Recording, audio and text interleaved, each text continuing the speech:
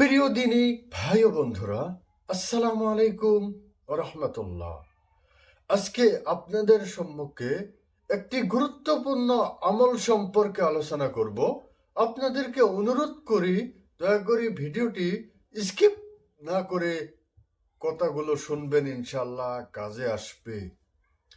আজকে আমরা অধিকাংশ লোককে দেখতে পাই যে আমরা একটা পেরেশানির মধ্যে চলতেছি, রিজিকের অভাবে চলতেছি, টাকার পেরেশানির মধ্যে চলতেছি। আজকে বন্ধুরা আপনাদেরকে একটি গুরুত্বপূর্ণ আমল শিক্ষা দেব।